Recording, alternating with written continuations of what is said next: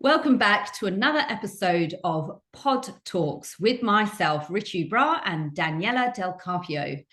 So for today's topic, we're going to dive into something perhaps maybe slightly more sensitive and also quite serious though as well, especially when we are thinking about your health and fitness and delaying taking action on making a start, working on ways to try and improve your health and fitness, and making excuses for the reason, and reasons why you're not getting ahead with that. So again, it might feel like this is a harsh or hard topic to talk about, but I think it's just to remember that fitness and health and fitness, when we think about that, it's not just about going to the gym, running on the treadmill, going in and lifting weights or tracking your calories.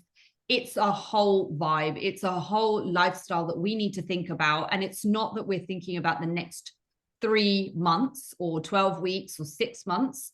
We are looking at the long-term implications of not starting and not taking your health and fitness seriously, and the implications that's going to have on the longevity of you as a person, where you are now, where you're going to be in 5 years, and where you might even be at the age of like 60 or 70, which in my opinion, I do not look at as being old.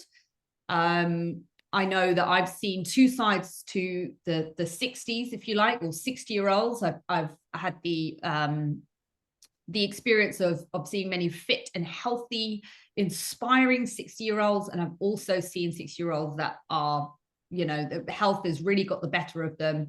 And even we're thinking about 80, 90-year-olds, people that have not taken their health and fitness seriously, they often live in regret. They wish they started today. They wish they started when they were younger. And when I'm saying younger, it's that key time when you are in your 20s, your 30s, and even your 40s. It's so important. So I'm going to open up this topic to Daniela as well. So Daniela, if you just sort of give me, I don't know, a couple of minutes on sort of what you think so far about as we open this into this topic. Yeah, I think before I say anything, if you guys are like listening to this, like if you just listen to Richu and you're like, oh, this is gonna be too harsh, I don't want to listen to the whole episode. I want you to stay, because if you don't want to hear this, it's because you probably need to hear this. And if you know anyone that needs this, if you know anyone, maybe a family, a friend, your cousin, your sister, your co-worker, if you know anyone that you know this person needs to start with the fitness journey, but you also know that this person is not quote unquote ready to get started, please send them this episode, because we want to spread this message. We want to make sure that we give this message very nice and clear. And like Rachel said, you might not like what we're going to say, but if we don't tell you this, who's going to tell you this? People around you, they love you. They don't want to have conversations like this with you because they love you too much that they're afraid of hurting your feelings. But we love you, and at the same time, we want to see you succeed. We want to see you live that healthy life. We want to see you live that long life. So yeah, you're not going to like this, but I'm going to be completely honest. I'm going to be very harsh. I might sound maybe offensive, and I really don't care, because I just want to help you. And if you don't like that, I don't apologize, but you need that. Okay, so what I think about this, we've had quite a few cases of, people talking to us, wanting to start with the fitness journey, which is amazing. And then we have those conversations. We know that these people are having health issues, high cholesterol levels. This is nothing to play around with. Pre-diabetic, again, nothing to play around with. High blood pressure, nothing to play around with. Heart problems, nothing to play around with. And when it's the time for them to get started with this, with their journey, joining a program, starting with this, they make themselves believe that right now is not the time to get started. Right now, it's not the perfect time to get started just yet. They make themselves believe that they need a little bit more time. They need a little bit more time to maybe try it on their own. They don't need a coach yet. Let me try it on my own. Let me try, see what I can do on my own. Let me try, learn the environment a little bit more. Let me try, make all the mistakes on my own. You can do whatever you want. But if you know that you already have those conditions, if you know you already have those health problems, do you think your health is going to wait for you to try things for yourself, to make all those mistakes, put your health on hold, and then you're like, yeah, now I'm going to start being pre-diabetic again? Like, it doesn't work like that. The more you wait, the worse those problems are going to get. If you're pre-diabetic and you want to wait for the perfect time, I can guarantee in a few months from now, because you're not going to do anything about it, your doctor is going to tell you, now you have diabetes. And now you have to rely on this medication to ensure that we can control everything. Your cholesterol levels are way too high now. So you have to take this other medication to control that. Your blood pressure is way too high now. You waited too long. I told you to do something about it and you didn't. Why? Because you were waiting for the quote unquote perfect time. Do you want that? Do you really want to be reliant on medication for the rest of your life to help you live a healthier life, to help you control things that you knew are under your control right now? Because your doctors told you. They told you do something about it now. Lose that weight, be more active, be more careful with the things that you eat. Don't have too many takeaways. Do this, do that. If they gave you those warning signs that it's still early, but it's still warning signs, why? I just don't understand. From one point, I can see why they're not ready to get it started. I know that they have that fear of failing, that fear of making this decision and then nothing happening, maybe not seeing those results. But it's like, we're just not talking about losing body fat to look sexy or to feel confident about yourself. That's one thing that also helps. But at this point, we're talking about your health. And that's one thing that we only have one. You don't get 2 or 3 or 4 or 5 chances in life. With your life, you only get one. So I just don't understand why on earth do you have to wait for the perfect time? Like, why? Like, just help me understand. Like, why do you have to wait? It's your health. I just, yeah. I think that is very, very, very, very valid. And everything you've said as well. And it's the harsh reality. But I think also perhaps maybe it's come from a culture of the fitness industry being this like shiny thing, this thing that most people think about. It's again, we're coming back to, they think it's just a physical transformation, getting a six-pack, getting a big bum, feeling sexy on the beach or whatever it is, or in your clothes or whatever. But it goes beyond that. And I think people's understanding is that fitness is just an aesthetic thing, and it's not something that literally helps your whole entire lifestyle. From everything to, sharpening your brain and making you focus better at work, to making you show up as the right influence, or how can I say, the right representation for your younger family members or people around you, and having a positive effect on people around you. I think it's really difficult for people to understand that unless they look at it as beyond that, beyond just being physical.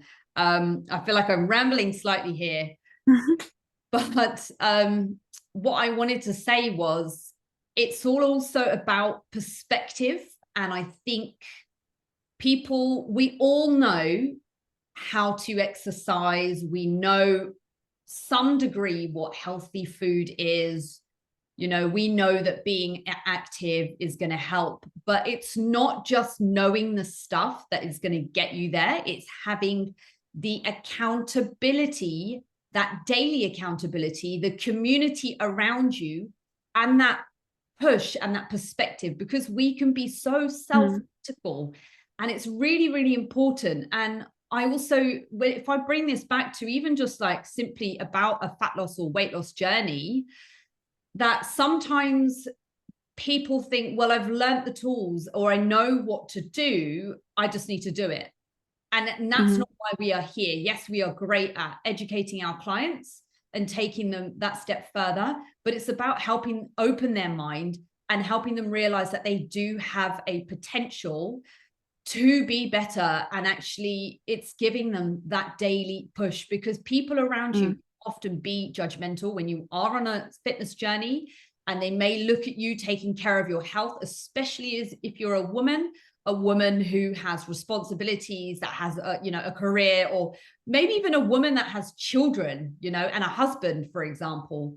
It's like, especially in Daniela and I's culture, it's like, well, why are you putting yourself first when you have to look after family first? Well, no, actually, what you don't realize is that by you putting into yourself and your own health and fitness, you are actually going to be around for your family longer. I don't think that people are going to find you selfish for wanting to be around, but having poor health choices, it's not only going to affect you, it's going to affect your family in the long term. And unfortunately, to say this, if you do get struck down with look, at some point, we are all going to experience, unfortunately, this is the way life goes. You can never really predict what might happen to you through no fault of your own. And it's not to say that it's always your fault, but there are some diseases and health conditions that we can actually avoid coming sooner, or like we can delay the onset. And we can also help manage the symptoms as well, just by taking care of ourselves first. So, for example, you kind of just go, well, this is what it is. I'm just going to deal with it. And,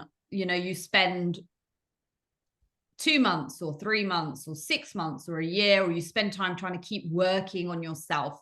What you are doing is you're going into almost like a yo-yo effect in itself, that you're relying on motivation. None of us have motivation. A lot of us need a kick up the arse, if I'm honest. And even for me and Daniela, we need people to help 100% push us.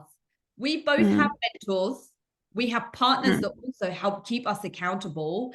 And we have friends as well within our circle.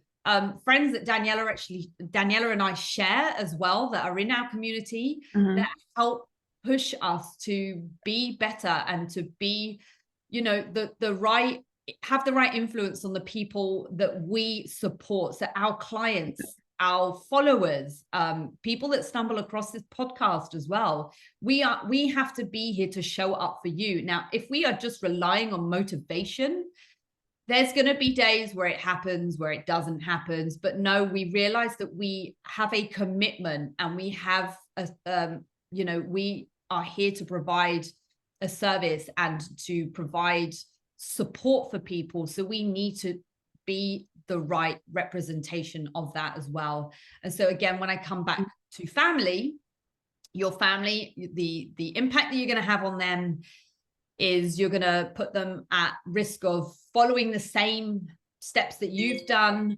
We also talk about, I guess, with children, constantly seeing their parents like yo-yoing back and forth with a diet and making fitness seem like it's just this thing that they have to do when they've got a holiday and they need to get fit or look good. Well, no, actually, your children need to see you taking health and fitness seriously, because it's a normal thing. A healthy diet is a normal thing. It's not something that you do just to get skinny. Yeah. And I think, something that 2 things I want to say from this. Number one, when you say, sometimes people may seem like in our culture, like if you look after yourself, it's selfish. And I know many cultures are like that. But if that's the case, let's say you start looking after yourself and maybe your friends tell you, or someone in your family tells you, like, don't be selfish. Why are you doing this? Let them say whatever they want to say, because people are always going to have something to say. And if you keep worrying too much about what they say, you're going to keep letting this hold you back, and you're simply never going to do anything about your health. So people are going to talk, let them talk. Okay, you just do what's best for you. It's your life. It should be your choices, not their choices. Even if it's, your parents, someone that you love. As much as we respect them, because I respect, every single member of my family, as much as I love them and respect them so much, it's my life. It's my choice. Obviously, there are going to be times if you're doing something that's going to help you, yes, they're going to tell you, and that's something that we want. But if it's going to be something that's going to be beneficial for you, which is starting with your fitness journey, I don't see why not. I just don't see why not. This is not selfish. This is only looking after yourself. And something I was going to say, the second thing that you mentioned at the end about also like culture, I think especially with kids, I know I've heard some people, I had some interviews with people that tell me it was normal for me to grow up in a family that takeaways were completely normal. Exercise was not normal for us. Exercise was something new for me. We never look after our health. We never my parents never care about what we were eating. It was takeaways pretty much every single day. They let us have whatever. We didn't have many vegetables. We didn't have this and that. So for some people, having those takeaways, having that unhealthy relationship, well, not healthy relationship, but that not very nutritious, I guess, nutrients meal plan, it's very normal. And for other people, being a little more healthy, it's very normal. So you just got to think about, like, what do you want for your kids?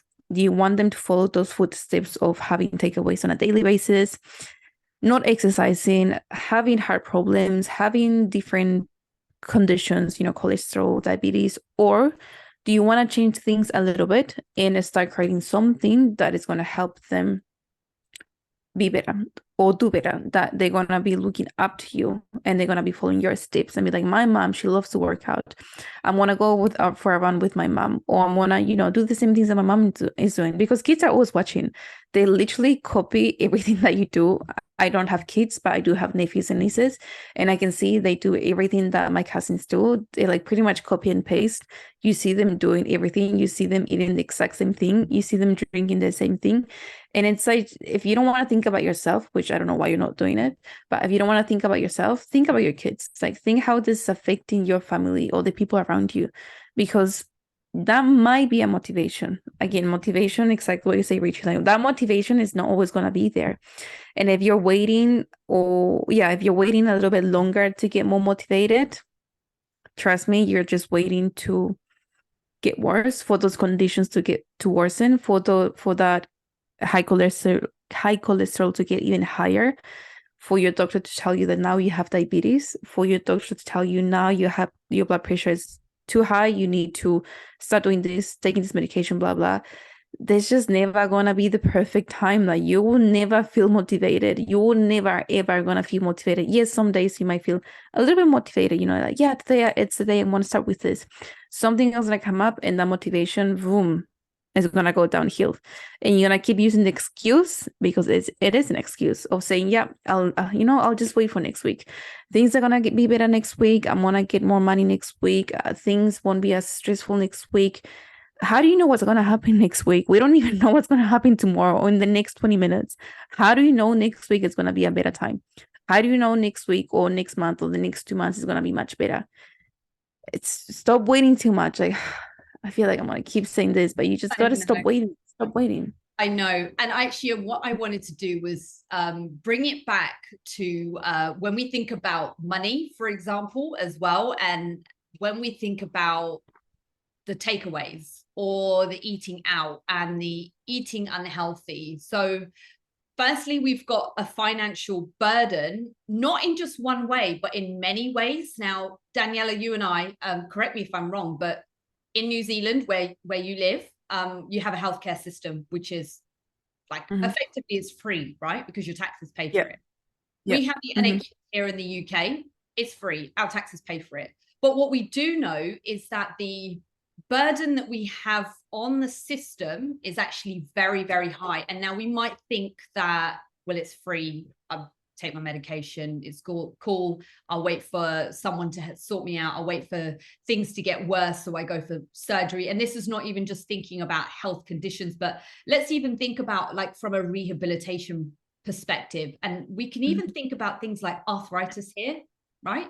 Because arthritis, depending on the type of arthritis and the onset or the stage of arthritis that you have, exercise is actually one of the key healers, if you like. It's a lot of the time if you start getting issues and your doctor tells you you might have arthritis, the initial steps or the initial process is actually to focus on getting stronger around that joint where the arthritis is affected. And now if we think about, for example, hips and knees, right? Because those can be, or knees especially, can be the common ones. When we are thinking about other forms of arthritis, I get it. It's different, right? But when we've got a reliance on the NHS or healthcare system, we are wasting, if you like, public money on those services, we're creating longer queues. There's a longer term financial issue or burden, if you like, on those systems. And there are things that we can do to help manage them. And especially when we think about things like being pre-diabetic, actually having type 2 diabetes itself, and when it does progress. When we are thinking about other countries like the USA and I don't know, other places where you don't have a well-structured healthcare system, people are literally, and I have clients that are not in the UK, I have clients that are from abroad as well. They are in countries where you do have to pay out of pocket yourself, that you're wasting money on medical bills, on medication, and, you know, again, other potential strains further along. And if we are thinking about bringing it back to diabetes or even rehab needs, there's surgeries as well. So that's one side of the financial burden that we don't think about. Then we can bring it back to the money that we've built up over time as a habit to waste on things like we haven't talked about. And I know you'll love this, alcohol, the waste on money on alcohol, on takeaways. And we're not saying that you're going out and spending £50 on a meal every night. No, we're talking about the small trips to McDonald's that you do every single day for lunchtime. And it's not always McDonald's, it's Subway, it's KFC. There are cheap takeaway options, but in the long term, they have a financial burden on your pocket. So I just wanted to kind of touch on that, really. Yeah, I think like people don't realize. So if you're listening to this, maybe you don't realize that too much, because when you get those things at the McDonald's, it's only $5, you know, it's only $10. It's only max $15. I'm going to get my burger, my fries, maybe my Coke, maybe my ice cream. And it's like little money, but it's like little money that if you add it up at the end of the month, at the end of the week, that's money that you can be investing on coaching. You know, that's money that right now you're wasting on making your health a little bit worse. And that's money that you could be investing into getting that help, to help you get started with this, to help you have that structure, have that guidance, build that healthier relationship with food, get stronger, get fitter, you know, whatever it is that you want to achieve. But it's like, you just need to think about those little things. It's always the little things that add up. It's always the tiny little things. And I also think maybe because like things are free here in New Zealand, the UK, you know, like your health, you don't really need to pay. When things are free, people just don't take it. People take it for granted, when things are free. So I think maybe that might be one of the reasons why people are so chill about their health, because like if I get sick, you know, I don't really need to pay. We only pay like $18, I think, for the consultation. That's it, which is nothing. So I think that might be another reason why. I'm not saying it is, but I'm guessing that's another reason, because we don't really have to spend too much money if we do get sick. Medications, some prescriptions are free here in New Zealand, completely free. Some you might pay only $5, which is nothing. So I think people are like, oh, you know, whatever, it's not much money. Like, it's not really going to hurt me too much. And they just feel like they put their money up here and they put their health down here. And it's a huge gap between prioritizing their money and prioritizing their health, which again, it's something that for me, it's hard to understand, because how can you make your money more important than your health?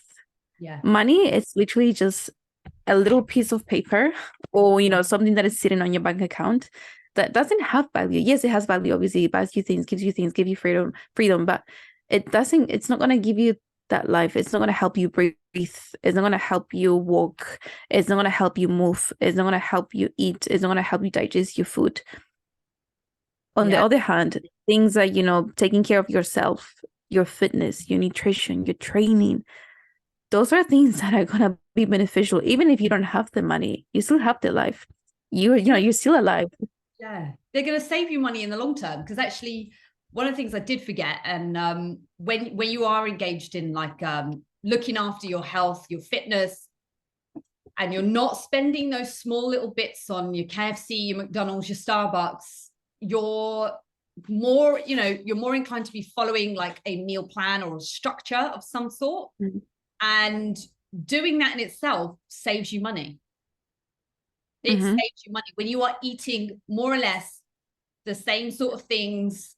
You've got the same sort of healthy foods in the fridge. You can make them stretch for longer. Like, I know people often go, well, you know, veggies and fruits and stuff, they're expensive. Well, actually, you'll start to learn about portioning your food, making it last, you know, longer, doing a meal prep where you're saving time, you're saving money as well, because you are thinking about things ahead and in advance.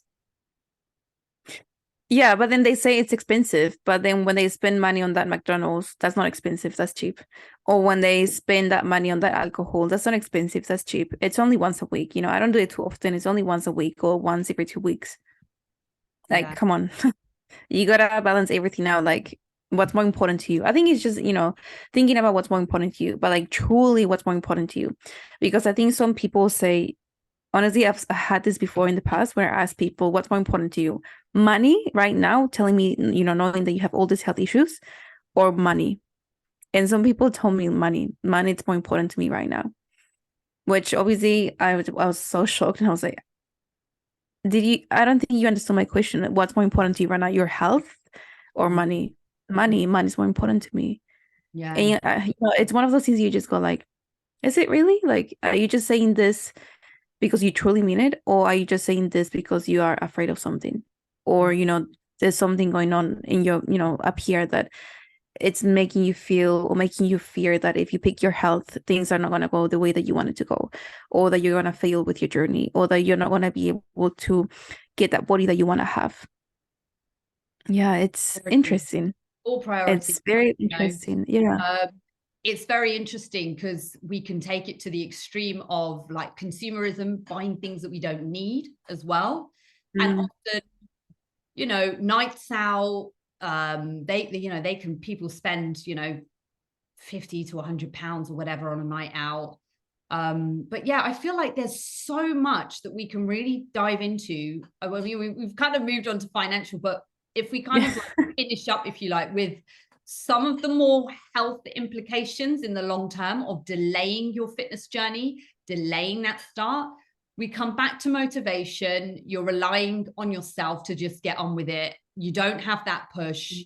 Tomorrow, Monday, the diet starts on Monday. Next month, things will be better, or hopefully I find the courage to get started on my own. And that's the thing, people often wait on a hope or on a motivation. And really the whole point or purpose of having a coach is to help push you along that journey, give you that accountability, make sure that you are sticking to those things that you are telling yourself that you are going to do. And Daniela, I'm sure you do this with your clients as well, but you know, even within the community as well, but just saying to them, right, what are you going to do this week? What 3 things are you going to commit to that I need to help make sure that you stay on track with, that you are going to do, you're going to do what you say, or how can I help you make sure that those things are covered? So you're not going, okay, I've committed to these things, but nobody's checking, keeping an eye on you. Nobody's making sure that you are getting those things done. Yeah. And I think, like you said, like hoping it's not going to take you anywhere. And hoping, I think, just tells us as coaches that you need that help. Because if you're hoping that you're going to get that motivation somehow, or that you're hoping that things are going to get better, and you're hoping that you're not going to fail, you know, hoping is just a good way of saying for us that you do need that help. You need that accountability. Again, it doesn't have to be us. Obviously, we would love to help you, but we cannot help everyone. We need to get to know you a little bit more, and then see if in how we can help you. If we can, amazing. If not, you will find someone else that can help you better. But if you keep telling yourself that you're going to fail, and if you keep postponing this until the day that you're ready, nothing's going to happen. And we don't want that for you. We want you to take that action right now, and we want you to do something about it right now, because the perfect time was yesterday, like literally yesterday. The second best time, it's right now for you to take that action. And I feel like we can continue to talk about this more. So we should do a part 2 of this so we can finish this off. But we're running out of time now, guys. But yeah, as you can hear, we were, you know, onto it with this, because it's something that we truly care about and something that we're truly passionate about. We say this literally from the bottom of our hearts, because we've seen this with so many different women so like plenty of women that are just waiting for the perfect moment, that are just hoping that that perfect moment is going to come. And we've seen it time and time again. When they wait and wait and wait, then they come to us saying, now I have diabetes, or now I have this. I wish I got started that day. I wish I did something about it back then. Of course, yeah. Failures leave clues. So just, learn from those mistakes as well. Of course. And just to kind of wrap things up or finish things for now, but I think when you mentioned diabetes, that's a really important thing that I feel like we are going to talk about a little bit more, maybe on part 2, because this isn't just a disease that just happens to a fair few. It's very, very common now, and it's almost too common. And there are things that we can do to stop that from happening. And of course, there could be genetic predispositions to it, but a lot of it is lifestyle factors. We're going to finish this episode here. I'd like to thank you for joining us here on Podtalks. This has been Daniela Del Carpio and Richu Bra. You can find us both on Instagram via our names. I will leave, and Daniela will leave our handles in the comments section. Again, reach out to us, DM us, let us know what future topics you want us to cover, and also some we'll do some Q&As as well on some of these topics as well. So thank you again, and we'll see you here next time.